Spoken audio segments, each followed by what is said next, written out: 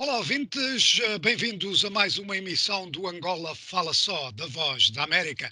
É sexta-feira, é dia do Angola Fala Só, e das 17h30 às 18 estamos em onda curta, nos 13.630 e 17.655, e depois das 18 às 18h30 estamos também em onda média, nos 1530. Portanto, como os ouvintes já devem saber, devido às circunstâncias causadas pela epidemia do coronavírus, este é um programa que está a ser feito fora do normal. Portanto, foi gravado ontem, quinta-feira, e, portanto, está agora aí para o ar. Mas, de qualquer maneira, tivemos aqui muitas perguntas que os ouvintes nos enviaram, portanto, pelo e-mail, pelo WhatsApp. Hoje o nosso convidado é Albino Paquici, ele é teólogo, analista, jurista, é professor universitário de Filosofia do Direito. E hoje, portanto, vá lá, a religião vai estar em foco, particularmente o que se tem passado na Igreja Universal do Reino de Deus, a IURD. Como os ouvintes de certeza que sabem, houve, vá lá, um grupo de membros da Igreja, grupo angolano, que, portanto, tomou controle de algumas das propriedades da Igreja e eles fizeram uma série de alegações. E eu, antes de passarmos às perguntas dos ouvintes, doutora Paquice, eu vou-lhe perguntar uma coisa. Isto para mim parece-me um caso um tanto ou quanto inédito, mas eu antes disso queria lhe perguntar qual é a força da Igreja Universal do Reino de Deus em Angola? Bem, primeiro saudar João, Santa Rita e todos os ouvintes da Voz da América. Depois corrigir aí um pequeno pormenor. Na verdade, sou filósofo e teólogo e não jurista, embora compreenda algumas coisas. Ok. E dizer, sim, dizer também que a força da Igreja Universal em Angola é muito grande. É muito grande.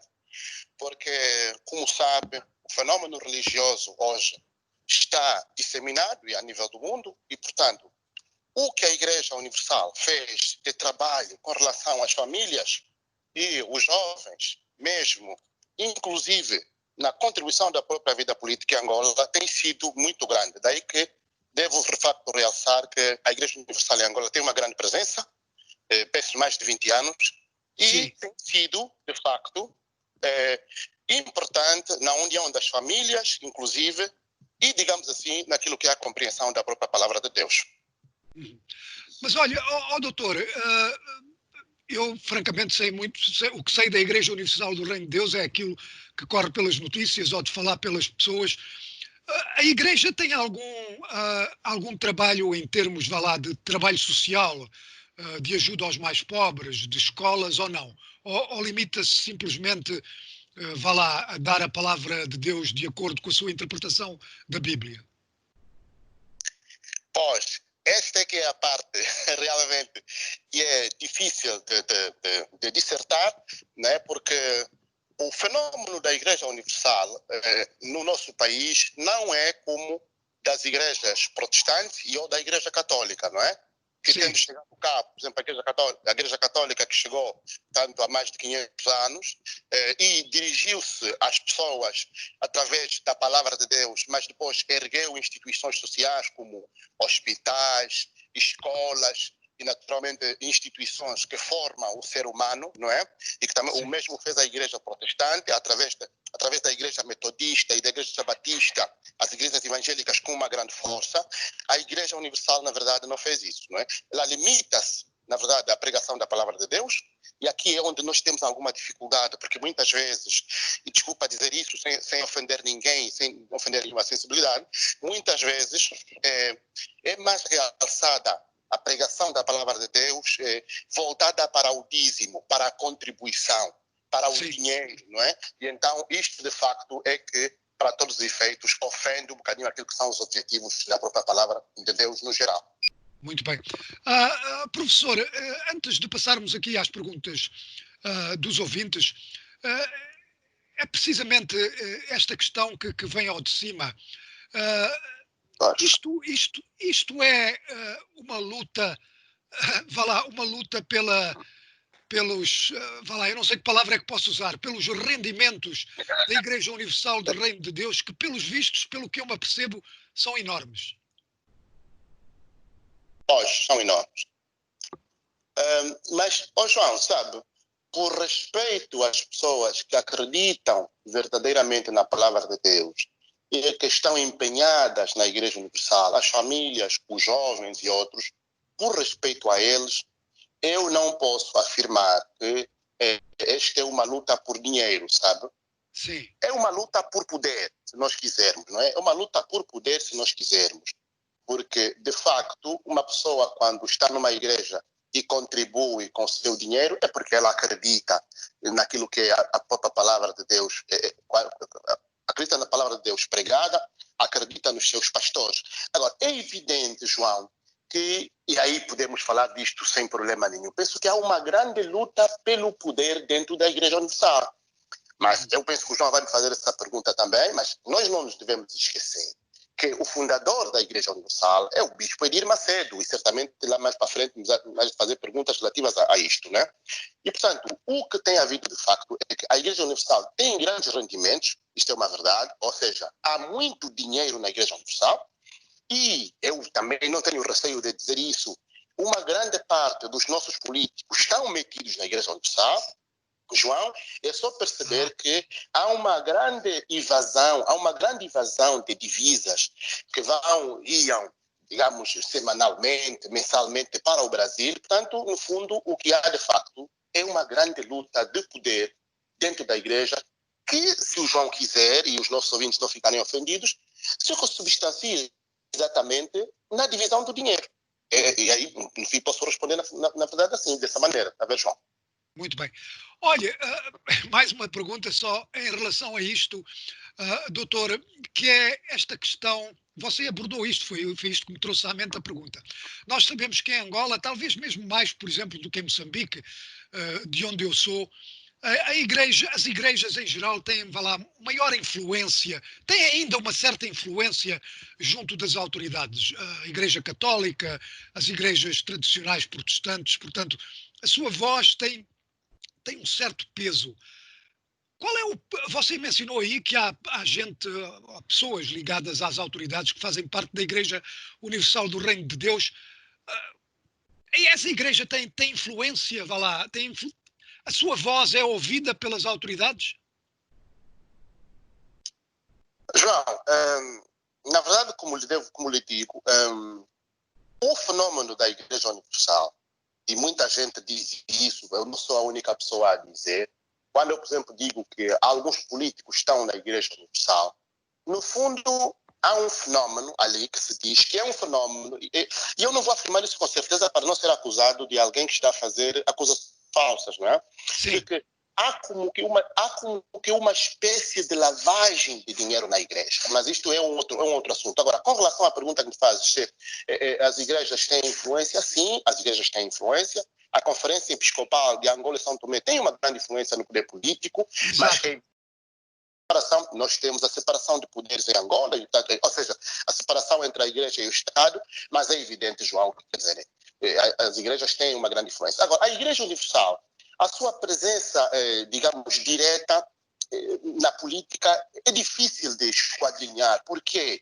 Porque é uma igreja, como lhe digo, está voltada para a palavra de Deus, está voltada para a juventude, está voltada para os casais, mas ela, de facto, com relação às questões políticas, não dá opiniões, não dá opiniões. Ali, falo isto com certeza, não dá mesmo opiniões, porque... Pois.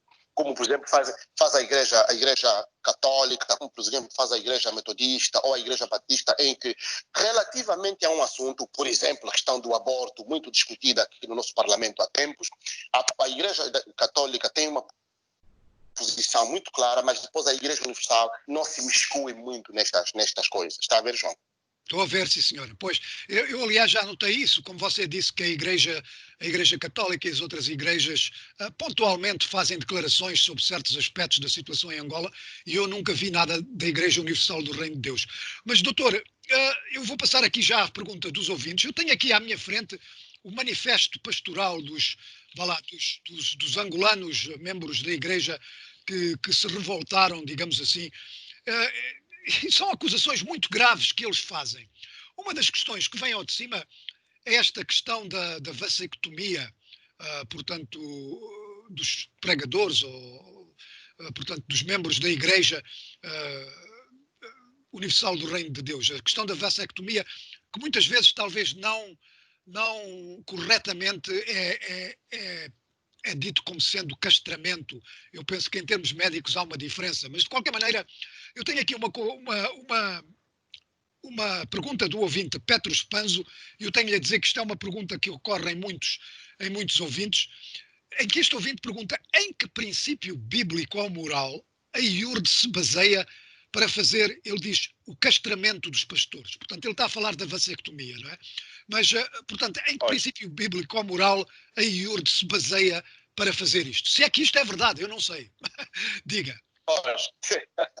Pois, João, houve uma grande... Isso já começa desde 2019, sabe? Alguns pastores levantaram-se, eu devo dizer, inclusive, que um destes pastores foi meu estudante na universidade, levantaram-se e disseram que há muitas injustiças na Igreja Universal. Ou seja, no fundo, que os pastores brasileiros, aqueles que vinham do Brasil, tinham melhores condições do que os pastores angolanos. Depois levanta-se a questão da vasectomia, mas com relação à questão da vasectomia, portanto, para não entrarmos aqui em questões de facto que do ponto de vista médico teriam uma outra conotação, no fundo é que o que alguns pastores angolanos dizem é que, de facto, o bispo Edir Macedo ordenou alguém pediu a um bispo responsável cá em Angola no sentido de proibir os bispos ou pastores angolanos da Universal de terem filhos, de terem mais filhos. Ou seja, no fundo, olha para isto. Quer dizer, a questão também se joga, a sua pergunta da questão da vasectomia se joga muito com aquilo que é a questão patrimonial. Porque o que se quer dizer é que se os bispos angolanos da Igreja Universal tiverem muitos filhos, e os pastores tiverem muitos filhos, a Igreja Universal vai ter mais dificuldades em sustentá-los. No fundo é isso. Estamos a falar da questão patrimonial. Mas depois, João, há aqui um problema com relação a essa questão da vasectomia. Quer dizer, ela é proibida do ponto de vista legal. A nossa Constituição proíbe que se faça a vasectomia, a nossa Constituição proíbe que, de facto, as mulheres possam, como se faz, por exemplo, em outros países, que não possam ter filhos. Quer dizer, a nossa Constituição proíbe isso. Do ponto de vista da Sagrada Escritura, no fundo, aqui é uma versão um bocadinho mais agressiva daquilo que é a castidade que se vive na Igreja. A Igreja Católica, como o João sabe, os padres da Igreja Católica, os bispos da Igreja Católica não são casados, pelo menos a Igreja Católica Ocidental, porque no Oriente os padres e os bispos, os padres se casam, são os bispos que não se casam. Isto fica muito claro. Agora, é evidente que, e depois é muito contraditório, as acusações são de facto muito graves, mas é contraditório, porque se nós fomos às redes sociais, vamos ver um pastor da Igreja Universal ou um bispo da Igreja Universal angolano a dizer que não, esta proibição é falsa, porque eu ouvi 2 ou 3 bispos da Igreja Universal, conversei com eles, e eles disseram que não, nós temos os nossos filhos.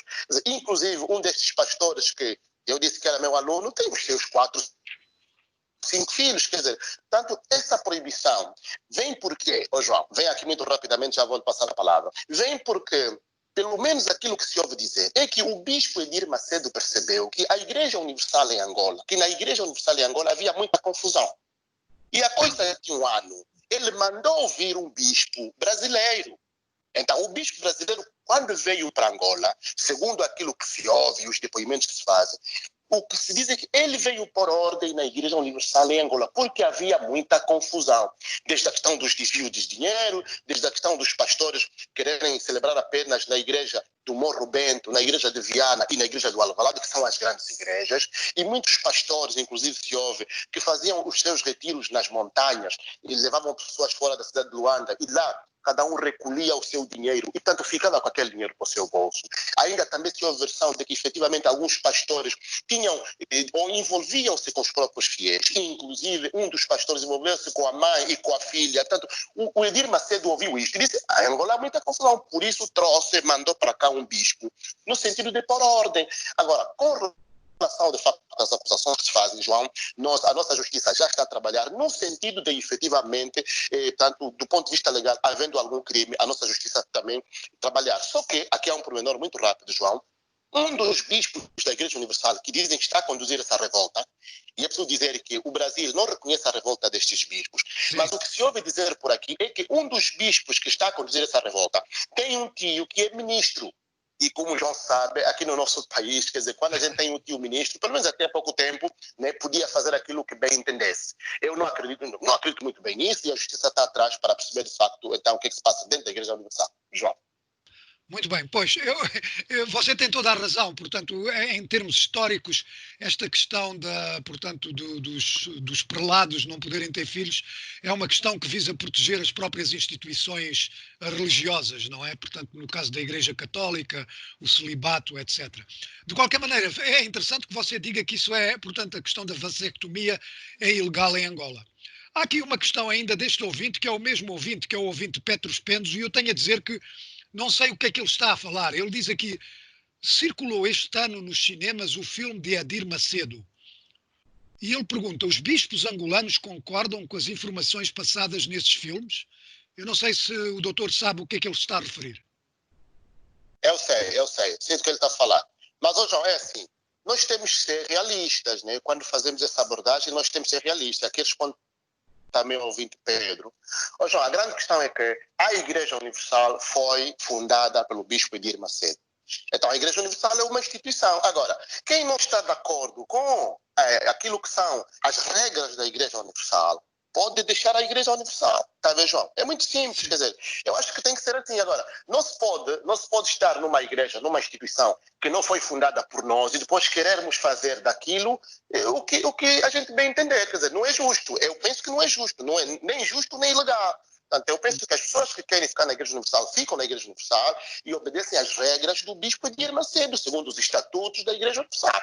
Eu, na verdade, estou à procura dos estatutos da Igreja Universal, não consegui encontrar, mas, quer dizer, penso que existem estatutos, há um organigrama do funcionamento da igreja, portanto eu penso que sim, senhor. Eu já vi o filme do Bispo Edir Macedo, inclusive li o livro do Bispo Edir Macedo, é a forma dele estar, é a forma dele pensar o evangelho. Agora, quem fica dentro da Igreja Universal tem que obedecer às regras da Igreja Universal. João. Muito bem. Olha, há aqui uma pergunta interessante que tem a ver... Eu lembro-me que aqui há alguns anos atrás houve um problema com a IURD, portanto com a Igreja Universal, que foi aquela questão de... num estádio que morreram várias pessoas esmagadas, portanto, porque havia só uma entrada, não sei se você se recorda disso, e que depois houve uma comissão de inquérito. E há aqui um ouvinte, que é o ouvinte Abreu Camba Sandongo Ibrahim. Ele quer saber o que é que aconteceu a isso e quer saber também se o governo até agora não está a ver as gravíssimas controvérsias entre os pastores dentro da Igreja Universal. Ele diz que acompanhou um pastor brasileiro a dizer aos fiéis da Igreja para depositarem dinheiro só na conta da Igreja e não nas mãos dos dissidentes que são os angolanos. Será que um pastor angolano poderia fazer isso no Brasil? Bem, são várias questões, mas eu primeiro queria saber se você ainda se recorda dessa questão do estádio em que morreram várias pessoas, esmagado, houve uma comissão de inquérito, na altura culpou-se a IURD por tudo isso. Como é que ficou isso? João, como é que ficou essa questão? Essa questão coloca-se muito importante. Morreram 11 pessoas, penso eu. Sim. Foi uma, me lembro muito bem. Tinham proclamado... João, é assim, na verdade eu devo te dizer isso, eu vou te responder dessa maneira, João. É assim, os Estados soberanos têm que ter muito cuidado com as igrejas, não é? Porque a Igreja Universal tinha dito nesta altura em que, olha, o dia 31 de dezembro, penso de há 2 ou 3 anos atrás, seria o dia do fim, ou seja, o dia final, dia do fim. Algumas pessoas venderam o pouco que tinham para depois poderem depositar na igreja. Quer dizer, João, é assim, nós estamos no século XXI, são coisas que já não se devem fazer. Portanto, eu acho, nós temos aqui o Ministério da Cultura e temos o INAR, que é o Instituto Nacional de Regulação da Atividade Religiosa. Quer dizer, ele tem que intervir nisto, quer dizer, não pode permitir que uma igreja, no século XXI, anuncie final do mundo e as pessoas vão todas a correr. O estádio, 11 de novembro, de facto, eu penso que não foi 11 de novembro, mas foi na cidade, ficou completamente cheio e morreram muitas pessoas. Agora, o caso de facto foi na justiça. Eu não sei qual foi o desfecho, mas penso que um outro pastor terá sido condenado, pelo menos o organizador dessa atividade, e a Igreja Universal tinha sido proibida de fazer os seus cultos durante muito tempo. Agora, eu muito sinceramente devo dizer, nessa sua primeira questão, devo dizer que é responsabilidade do Estado regular a atividade religiosa. O Estado é que não pode permitir que as pessoas cheguem aqui, venham de onde vierem, venham de Moçambique, venham do Brasil e venham de onde quiserem. Venham cá e implantem nesse país religiões que muitas vezes não têm nada a ver com aquilo que é a nossa origem cultural. Agora, a segunda questão que me coloca, João, eu devo dizer o seguinte, João. O João sabe aqui, com todo o respeito que eu tenho por qualquer estrangeiro que esteja cá em Angola, inclusive brasileiro. O João sabe que no Brasil há muito racismo. É preciso dizer isso. Há muito racismo no Brasil, há muito racismo. O racismo, inclusive, a gente chega no Brasil, nos elevadores está lá a lei, o artigo que diz que racismo é crime. Mas mesmo assim no Brasil há racismo. Isso nós temos que admitir. Agora, é evidente que alguns pastores angolanos estavam a ser maltratados, desde a questão da própria casa, na casa onde moravam, o transporte. Há uma grande diferença, pelo menos isto é visível, que os pastores brasileiros têm melhores condições em Angola do que os pastores angolanos, donos do país. Quer dizer, é evidente que isto cria revolta. É evidente que aqui na pergunta do nosso ouvinte, se um angolano faria isso no Brasil, claro que o angolano não faria isso no Brasil, não faria isso nos Estados Unidos, não sei, mas não faria isso em Portugal e não faria isso em França. Quer dizer, o Estado angolano tem que, para todos os efeitos, a nossa lei aqui é muito clara, o estrangeiro é bem-vindo em Angola, tem todos os direitos, menos o direito de voto, mas para todos os efeitos, o estrangeiro não pode fazer aqui em Angola o que lhe apetece. Nós temos um exemplo muito claro nesta matéria, João.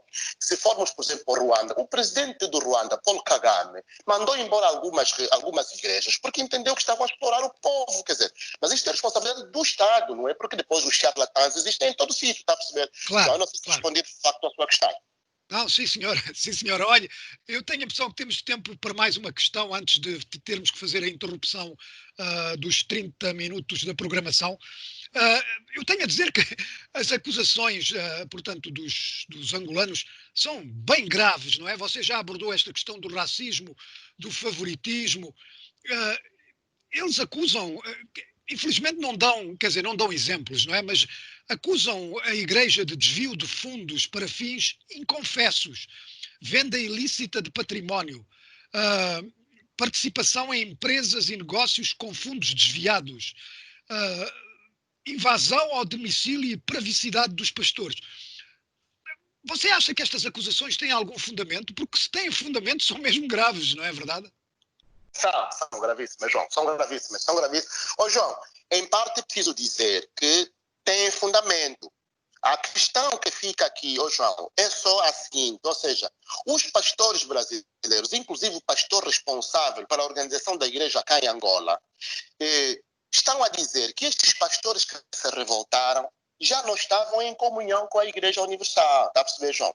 Não, esses pastores estão a reclamar, mas eles não estão em comunhão com a Igreja. Quer dizer, neste aspecto temos que perceber se esses pastores estavam dentro da Igreja ou não. Mas, João, vamos convir que a revolta não se deu apenas cá em Luanda. A revolta também deu-se em Benguela, deu-se em Huambo, deu-se em todas as províncias. Quer dizer, os pastores angolanos ficaram com as igrejas universais. Algumas delas, outras já foram restituídas. Agora, é evidente que as acusações são muito graves. Esta questão, por exemplo, da invasão do domicílio, João, nós temos que respeitar os estrangeiros, né? E isso é constitucionalmente defendido. Temos que respeitar os estrangeiros. É evidente que os estrangeiros têm direito a estar em Angola e, portanto, o Estado protege os estrangeiros.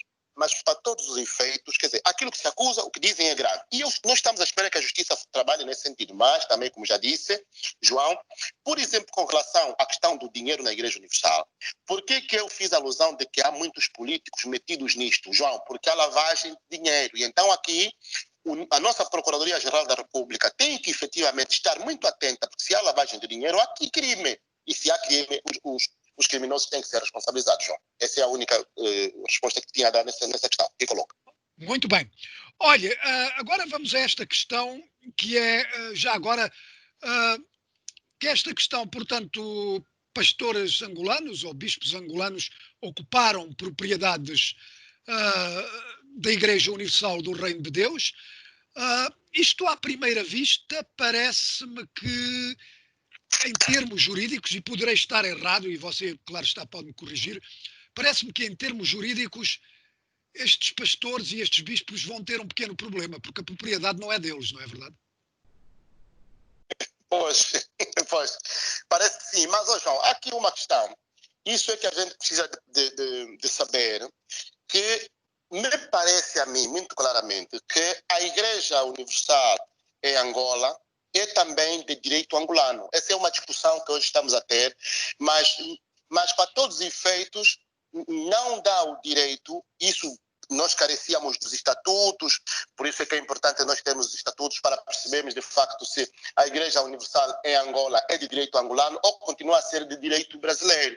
Mas a grande questão é que nós já tivemos uma resposta, inclusive das pessoas ligadas à Igreja, que disseram, não, olha, a questão é a seguinte, para todos os efeitos, estes pastores que se revoltaram, e o próprio bispo Edir Macedo respondeu muito duramente a essa questão, inclusive o João sabe que o bispo Edir Macedo amaldiçoou os pastores angolanos, esses que se revoltaram, e disse que eles vão descer rapidamente à sepultura, eles e seus familiares, o que também na minha perspectiva me parece grave, porque, João, embora nós não sejamos supersticiosos, a palavra tem muito poder em África, e o João sabe disso muito Sim, também, tanto quanto eu.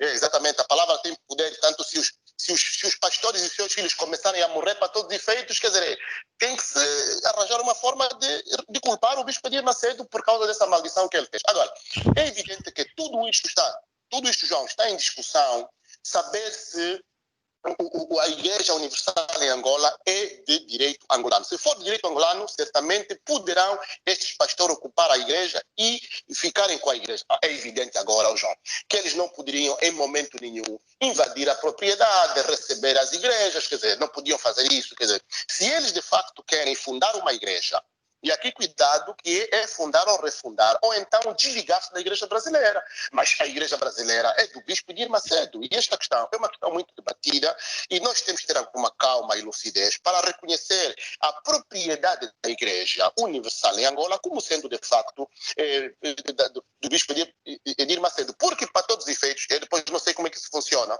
mas nós temos 3 grandes catedrais, pelo menos, João, aqui em Luanda. Aqui é a Catedral do Alvalade, Maculosso, depois a Catedral do Morro Bento e a Catedral de Viana. Mas também temos outras igrejas universais espalhadas pela província. São muitas igrejas, João.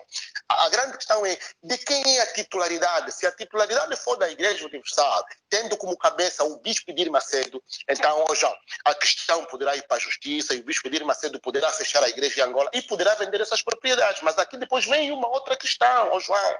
O direito de uma igreja é da pessoa que fundou ou depois o direito é dos fiéis? Porque os templos foram construídos com o dinheiro dos fiéis. Aqui é onde está a grande questão. Penso que tudo isto passará pela justiça, mas a grande verdade é que vamos ver depois como é que a justiça poderá resolver isso, porque o bispo poderá dizer, não, eu sou o dono da igreja, mas os fiéis vão dizer assim, o senhor é dono da igreja, mas o dinheiro com que se construiu a igreja é dos fiéis. Se o dinheiro é dos fiéis, portanto, vamos ver como é que se vai resolver do ponto de vista daquilo que é o direito propriamente dito. João, passo a palavra.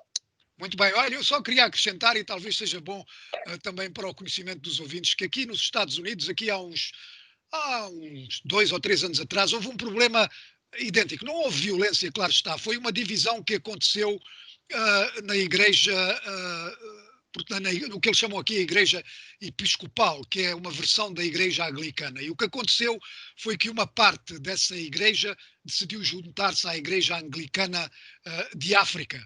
E então o que se passou é que houve uma disputa sobre as propriedades da igreja episcopal, não é? E então, principalmente aqui na área de Washington, e a questão foi para tribunal e isto talvez seja má notícia para os angolanos que se revoltaram, aqueles que se quiseram separar das igrejas, separaram-se, mas não tiveram que deixar as propriedades onde estavam porque os tribunais decidiram que aquilo pertencia à Igreja Episcopal, apesar deles terem argumentado precisamente isso, que o dinheiro era dos fiéis que tinha construído essas propriedades, mas pronto, é assim. Olha, agora eu tenho aqui uma pergunta... Não, mas João, faz todo sentido, João, faz todo sentido. Desculpa lá só mais um minutinho. Sim, faz todo sentido, porque, João, a pessoa quando adere a uma instituição, está a aderir às regras, como aliás disse há pouco tempo, está a aderir às regras daquela instituição. Agora, é evidente que eu, se estou numa igreja e dou dinheiro para construir uma igreja, eu estou a dar dinheiro porque aderi àquela instituição, aderi àquela pessoa que construiu aquela instituição. Tá, João? Portanto, eu penso que é uma má notícia para os pastores angolanos. Eu penso da mesma forma, João. Ok, Ok, agora eu queria lhe fazer outra pergunta sobre o iurde. Nós tivemos uma reportagem, creio que essa era sobre a situação em Benguela.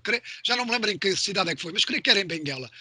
E o que me marcou nessa reportagem do nosso correspondente era que ele, portanto, tinha as acusações feitas por aqueles que se revoltaram, que acusavam, portanto, a direção de ser racista e de ser de tomar medidas duras contra qualquer pensamento fora qualquer discussão, etc., mas principalmente de racismo. Mas o nosso correspondente falou também com angolanos que se mostraram muito, vá lá, zangados com estas acusações e com esta ação, vá lá, daqueles que se revoltaram. O que é que você nos pode dizer sobre isso? Entre os angolanos que são membros da Igreja, aqueles que se revoltaram têm grande apoio ou não? Não, João, não tem grande apoio, não. Não tem grande apoio. Não tem grande apoio e nós temos que ter muita clareza que, sabe, o povo angolano é um povo pacífico. Nós estamos acostumados a muitas revoltas e nós optamos muito pelo diálogo. E os pastores que se revoltaram, na verdade, João, se quer mesmo saber a verdade, não têm grande apoio. É evidente que os próprios pastores é que sentem isso na pele, né? Porque, ó João, vamos convir, e desculpa estar a fazer essa comparação, mas a grande verdade é que nós, pelo menos os pastores que estão aqui, os pastores que estão aqui em Angola, são maioritariamente negros, mesmo sendo negros de origem brasileira. Está a perceber, João? Portanto, essa questão do racismo é evidente que cola, mas se fossem pastores brancos, todos brancos, que vêm do Brasil, contra os pastores negros em Angola, a coisa colaria, mas não cola por quê? Porque, na verdade, devo responder, João, não tem grande apoio, porque o apoio que tem é de muito pouca gente, porque se tivessem apoio total, então é evidente que também estamos no tempo da pandemia, e aqui não sabemos exatamente, porque, João, fazer essa análise em tempo de pandemia, em que as igrejas estão fechadas, é muito difícil, né? Seria muito mais fácil. Nós fazemos essa análise do apoio num tempo em que as igrejas estão abertas. As igrejas estão completamente fechadas, não há culto, não há missa, não há nada. Agora, é evidente, devo dizer-lhe que eles não têm grande apoio e eu entendo que o máximo que se pode fazer nesta altura é mesmo tentar uma conciliação com o Brasil e definir, por exemplo, que a Igreja Universal pode continuar a existir em Angola, sendo que os bispos angolanos assumem, de facto, o comando. Mas, pronto, João, vamos esperar, mas apoio, de facto, não é tanto como se pensa, João. Passo a palavra. Sim. Muito bem. Olha, doutor, só para esclarecer, portanto, a maioria dos pastores da Igreja Universal do Reino de Deus vindo do Brasil são negros, ou não? São negros, sim, são negros, não são... Alô? Negros. Está-me a ouvir, não é? Sim, eu estou a ouvir, João. Estou a ouvir, sim. Eu estava a dizer que são negros realmente, João, não são brancos, são negros. Bom, olha, isso é uma novidade para mim. Portanto, eu creio então eu creio que os angolanos então se estão a queixar é daquilo que agora se chama racismo institucional, então não pode ser dos pastores, não é? Penso eu. Não sei. Pois, exatamente. Muito bem. Olha, agora eu tenho aqui uma pergunta de um outro ouvinte, que é o ouvinte Abreu. É deste ouvinte. Ainda não, eu tinha aqui uma outra. Onde é que está? É deste ouvinte, Manucho Manuel. Ele faz uma pergunta que, vá lá, é baseada numa ideia que ele tem.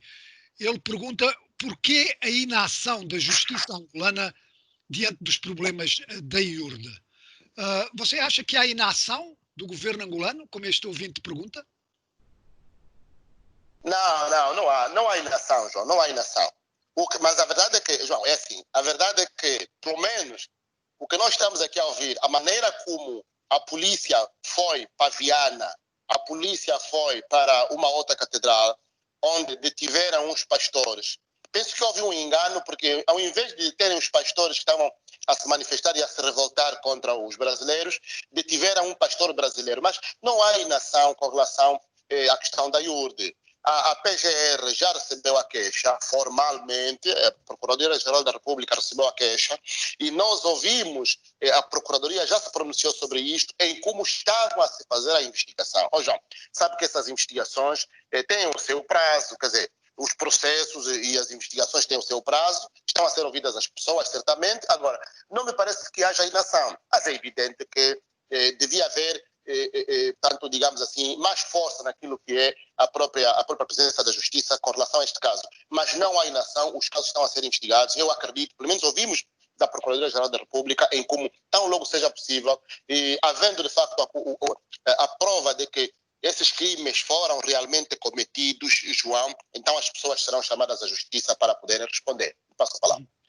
Muito bem. Olha, qual é a situação atual, portanto, desses templos todos que foram ocupados pelos, vá lá, falta de palavra, revoltosos? Os templos que foram ocupados pelos revoltosos estão na mão de quem atualmente? Estão ainda sob controle deles ou a polícia tirou-os de lá? Qual é a situação? Só para me esclarecer. Bom, João, não, de momento os templos vão sendo paulatinamente recuperados, não é, pela liderança brasileira, não é? E é preciso dizer que não estão na mão deles. A polícia de facto a polícia interveio nesta questão e os tempos estão a ser devolvidos. Penso que vai se partir para uma conversa. E também dizer, João, que o embaixador do Brasil em Angola já esteve com os pastores brasileiros, já conversou com os pastores brasileiros, está a dar todo o apoio aos pastores brasileiros. Portanto, os pastores brasileiros não estão abandonados nem nem pelo nosso governo, muito menos pela própria Embaixada do Brasil, porque alguns, de facto, saíram das suas próprias casas e tal, foram corridos das suas próprias casas, mas estão a regressar, a retornar aquilo, de facto, que é seu e também as suas casas. Agora, com relação aos tempos, João, não interessa muito nesse momento, porque, como lhe disse há pouco tempo, estamos em pandemia e as igrejas, acredito que só vão abrir no final deste mês. Portanto, interessará saber agora, nos próximos tempos, né, até o final do mês, perceber como é que também a própria igreja, a nível de população, está dividida, mas a mim me parece, muito sinceramente, que vai se resolver isto pacificamente e haverá ou um entendimento ou então uma ruptura definitiva, mas isso só os próximos tempos poderão dizer. João. Muito bem.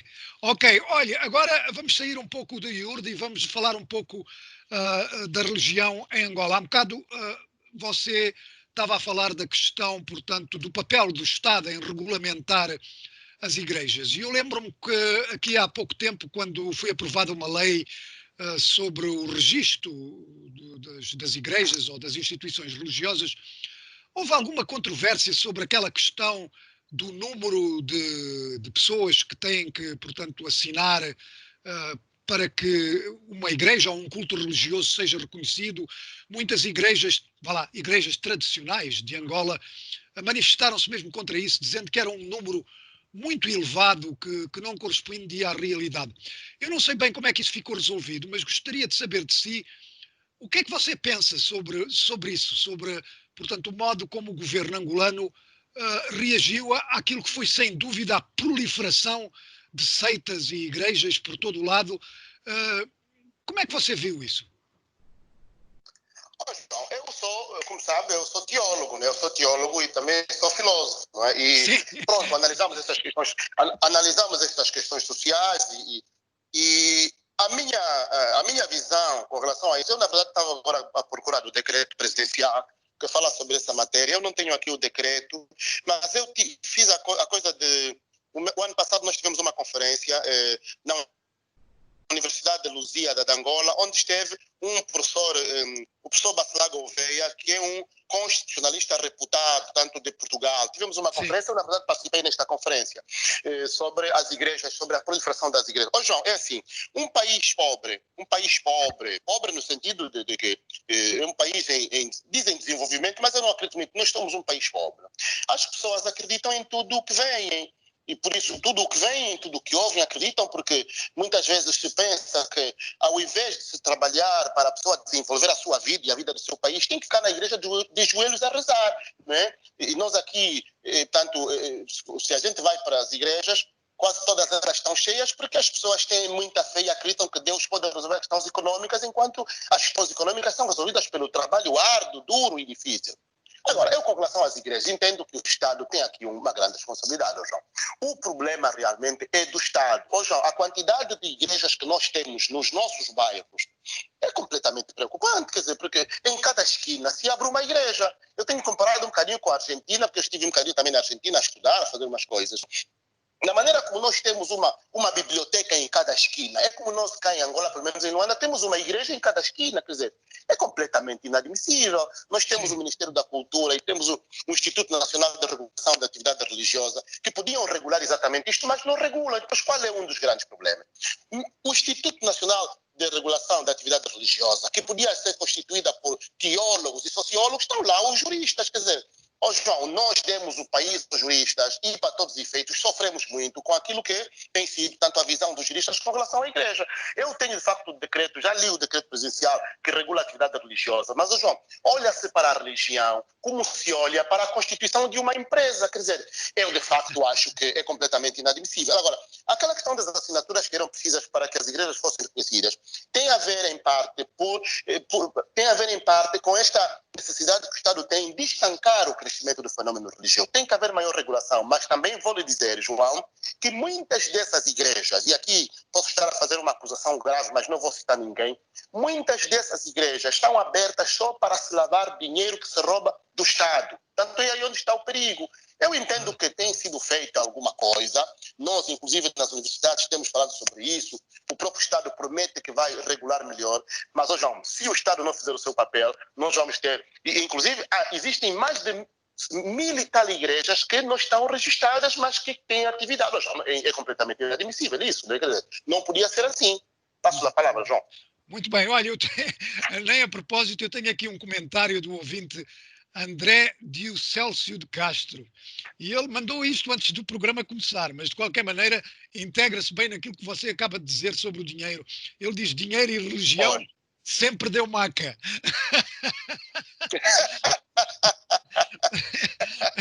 De maneira que fica aqui o comentário dele. Olha, e já agora, portanto, essa coisa das muitas igrejas que estão a proliferar em Angola é um fenómeno curioso. Lembra-me que em Moçambique aconteceu um pouco disso, mas não tanto. E houve alguém que me disse que epá, isto é como, é como os cogumelos que nascem depois da chuva. Parecem muitos cogumelos depois de chuva. Olha, não, mas, eu queria... agora, João, imagina aí com relação à igreja. Imagina a organização da Igreja Católica, né? Na Igreja Católica não há esses problemas de dinheiro, estás a perceber? Depende muito daquilo que é a organização da própria igreja, né? Não há. Pois, exatamente. Olha, agora, ainda sobre a religião, eu queria lhe perguntar uma coisa que de vez em quando vem ao de cima, e eu sei que é uma religião que não é muito preponderante em Angola, não tem um historial em Angola, como também tem em Moçambique ou na Guiné-Bissau, que é o Islão. Tem havido acusações de discriminação por parte das autoridades contra os muçulmanos. O que é que você acha? João, não tem havido. Mas é evidente, João, é evidente, isso aqui, eu peço desculpas aos irmãos muçulmanos, mas nós, os angolanos, todos os dias vamos ter a cantina de um muçulmano. João, a cantina, João sabe que é uma cantina, naturalmente. Sim. Aqui, cá em Angola, a atividade comercial, a pequena atividade comercial, toda ela está na mão dos nossos irmãos muçulmanos, ou malianos, ou israelitas, mas israelitas não digo, ou palestinianos, mas temos aqui muitos dos nossos irmãos muçulmanos, e todos os dias nós vamos ter com os irmãos muçulmanos. Ou seja, mas o receio das nossas autoridades, e até bem pouco tempo a religião muçulmana não era reconhecida cá em Angola, mas exatamente, o receio das nossas autoridades é que, de facto, se prolifere, é que a religião muçulmana tome conta do país. Está a perceber, João? Nós temos algum receio com relação a isso, temos que dizer isso. Nós temos receio porque o João, tanto quanto eu, sabe que os nossos irmãos muçulmanos, aqueles um bocadinho mais radicais, podem fazer em Angola o que estão a fazer, por exemplo, em Moçambique e na Nigéria. Nós, portanto, temos esse receio, com todo o respeito que temos pelos irmãos que estão aqui. A gente conhece um bocadinho, eu inclusive tenho um amigo muçulmano e muitas vezes vou conversar com ele, e tenho também um Alcorão, fala-me muito sobre o Alcorão e coisa, não é? É evidente que nós temos da religião islã, temos de facto várias facetas e não temos ainda a radical cá em Angola. Portanto, não tem havido discriminação, tanto mais que sempre que há um encontro das igrejas, os nossos irmãos muçulmanos estão presentes naquelas reuniões. A última foi agora, mesmo com as medidas de segurança, penso que foi há 2 ou 3 semanas, na igreja metodista, estiveram todos e os nossos irmãos muçulmanos também estiveram naquele encontro das igrejas a falarem sobre a questão da pandemia. João, lhe passo a palavra. Muito bem. E já agora, para terminar, eu queria lhe perguntar, neste momento, portanto, nós sabemos que o governo de Angola é o mesmo da era da independência, em que depois da independência foi, portanto, um regime marxista-leninista, ou pelo menos intitulava-se disso, e em que foi confiscada muita propriedade das igrejas, particularmente da Igreja Católica. Eu queria lhe perguntar, como é que você vê as relações entre o Estado e as religiões em Angola? Vá lá, as religiões mais estabelecidas, não é? Como a Igreja Católica e as igrejas protestantes mais estabelecidas. Eu queria lhe perguntar como é que você vê a relação entre o Estado e essas religiões e esta questão das propriedades que foram confiscadas. João, primeiro dizer que as relações entre a Igreja e o Estado de Angola são muito boas. Devo dizer, são relações muito boas. São relações muito boas. E, como lhe disse já no princípio, nós temos uma conferência episcopal em Angola muito forte, de facto, que Exato. pontualmente é muito forte e que tem comunicados que o Estado, de facto, ouve com relação à situação econômica, à situação social e política. Portanto, essa relação é muito boa. Agora, há negociações que nós, sabe que tivemos uma concordata em 1940, quando ainda éramos uma província portuguesa, tivemos uma concordata de 1940, agora está-se a trabalhar, penso que este ano vai ser possível, até o final do ano, fazer-se uma nova concordata entre a Santa Sé e o Estado angolano. Está-se a trabalhar nisto, muitos amigos participam em comissões onde estão a discutir com o Estado e a Igreja.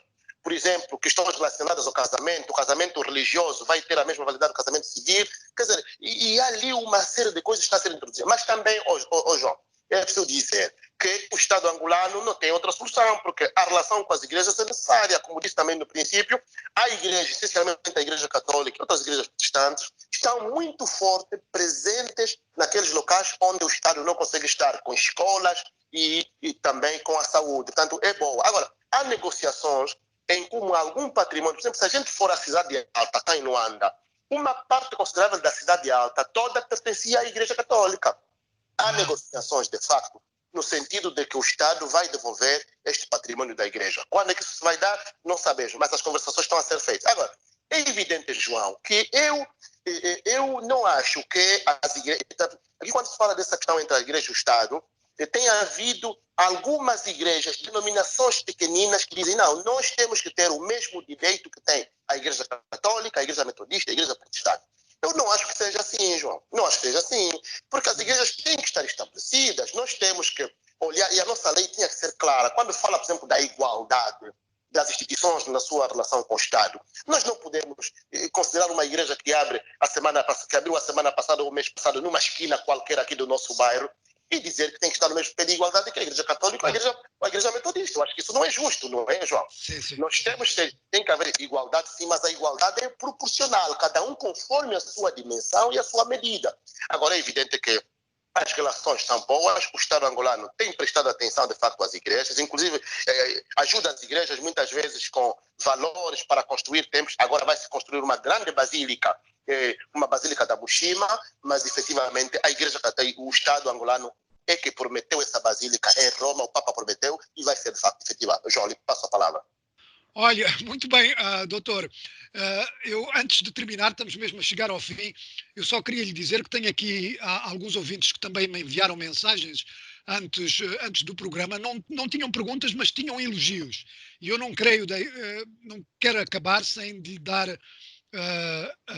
estes elogios. Tenho aqui o ouvinte Paulo Sapalo Domingos. Ele diz que tem sempre acompanhado o doutor Paquici, muito bom. E vai tornar a ouvi-lo, portanto, aqui neste comentário. Tenho aqui um outro ouvinte, e tenho aqui um outro ouvinte, que depois de ver a sua fotografia disse o seguinte, também é elogio. Ele disse o seguinte: eu pensava que o doutor Paquissi fosse velhote, afinal é menino de creche. mas este senhor é muito bom. Portanto, este é o João Babaia. O João Babaia pensava que você fosse velhote, afinal é menino de creche, mas é muito bom. Melhor. Olha, a gente quando fala na rádio, não é? Quando fala na rádio as pessoas não veem o nosso rosto, pronto, pensam que a gente tem uma idade. Não, mas somos ainda jovens. Já tenho 42 anos, João, já tenho 42, né? Já não sou menino, já não sou menino. Muito bem. Olha, muito obrigado, doutor Albino Paquissi. Uma discussão muito, muito interessante. Eu tenho-lhe a dizer que pessoalmente aprendi alguma coisa, o que é sempre bom, e portanto eu quero lhe agradecer a sua presença, eu e toda a equipa da Voz da América, toda a Voz da América. Eu quero também, a Mayra esteve calada durante todo o programa, mas é ela que está por trás de tudo isto, e eu quero também agradecer a ela e a todos que participaram e também àqueles que enviaram perguntas, e claro está, toda a Voz da América lhe agradece, doutor Paquissi, espero que possa voltar aqui em breve, quando for precisa a sua colaboração. Muito obrigado. João, eu que agradeço a toda a equipa, a La Saleta, a Si e a todos. João, nós estamos sempre disponíveis para aquilo que for necessário. Contem sempre conosco nessa matéria e ajudem-nos também, né, a ajudar este país a crescer, que é um grande país e um dia, quando as coisas estiverem bem, vamos poder estar juntos, ou cá ou na América, João. Muito bem, muito obrigado.